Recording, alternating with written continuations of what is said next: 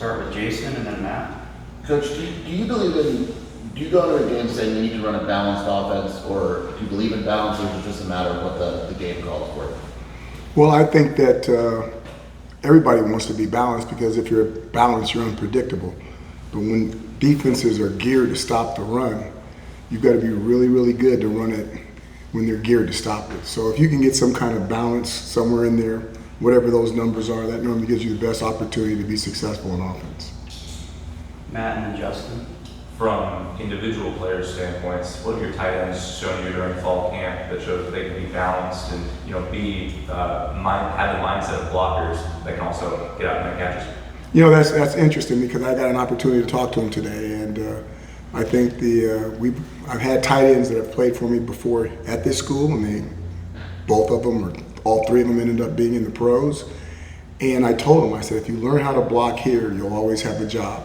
They may hire you as a receiving tight end, but that guy gets one contract and then he's gone to some other place. I said, if you can block, you'll get 2 or 3 contracts. And just watch the guys that have gone through here. So it's the key thing for a tight end is he's part running back, part offensive lineman, part receiver.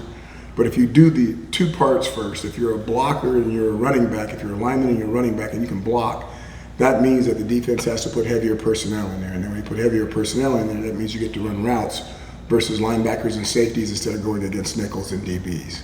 And that's what really gives them their value. Justin. What are Ja'Cory's biggest strengths as a running back?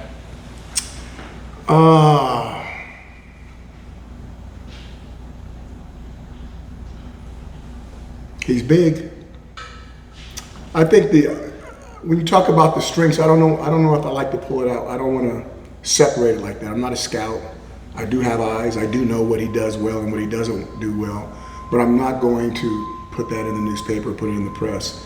I think that that entire group has worked hard, and I think as a group we've got a very good group. I think we're almost 4 deep, and I'm excited to see what they can do. Brian and Michael. When we talked with you last week, you had said that you really hadn't seen the possible starting lineup on the offensive line working together with this extra week. Do you feel more confident that you're going to have the best 5 out there, both in terms of health and performance? You never know with the health. We still got some guys that are banged up from camp, and as they get healthy, and if they show us what they need to show us, they'll have an opportunity. I really don't think that offensive lines really get settled until like the 3rd and 4th week of the season, and then you've got 2/3 of the season left. But I am excited about what I've seen the last 4 or 5 practices out, and I do think that they're coming together. Michael. Coach Brennan said that Noah Fafita is maybe the best leader that he's ever been around. What have you observed in that regard when it comes to Noah? I keep saying the same thing, and I apologize. He's an exceptional leader. He's an exceptional person. He's a young man of faith, which is rare at that age. And he's either the first or second best I've ever been around.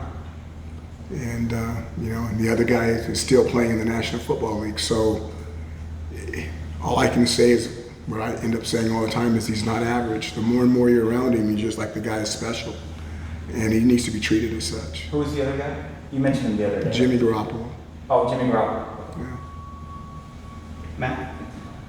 When it comes to season openers, the first non-conference games of the season, their tools, obviously the first priority is winning the game, but they're also evaluation tools to some standpoint. Do you put statistical marks that you want the offense to hit? Do you put performance marks, grade each individual player? How do you self-evaluate for this game? We'll grade the players, but a lot of it comes down to not only what they did in practice, but how they perform in the game. And the number one thing is to win the football game.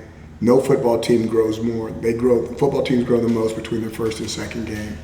And the team that we saw on Saturday between 1 and 4:30 Pacific time is not the team that's going to be here.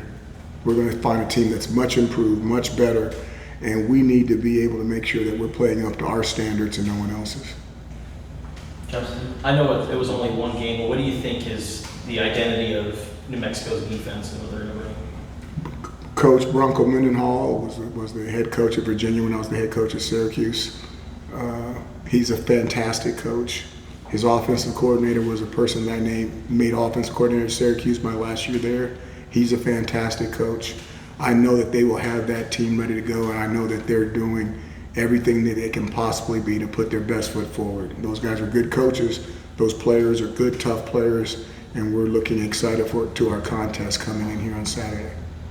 Jason and then Michael. The players often mention that they're tired of going against the same guys every single day. As a coach, is it kind of a nice change being able to go against a different team and call plays in that situation? Yeah, tired of going against our defense too. It's one of those things where you work, and hello, and now it's time to go start the season and go play. Everybody's ready to go play. Everybody's tired of banging on each other, and we want to go out there and find out exactly what we can do. Michael? In a situation where you're heavily favored, if you pay attention to such things, is the messaging at all different to the team than it would be otherwise? I don't even know what we're favored, and whatever that is, that doesn't make any sense. I think that Florida State was really favored, and that when you looked at it, I won't talk about another team. Those things happen all the time. That's what makes college football so great, is you can't predict it. And what we need to do is cross the T's, dot the I's, win the turnover battle, make sure our kicking game is intact, score points on offense, stop them on defense, play with a physical attitude, keep penalties to a minimum, and then maybe, if we do all that, maybe we'll have a chance. Brian?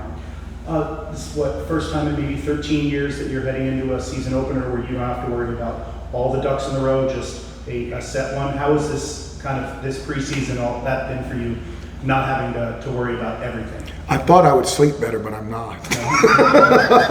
Is it I really thought I would sleep better, but it hasn't happened yet. I'm still sleeping the same hours those last 13 years. But it's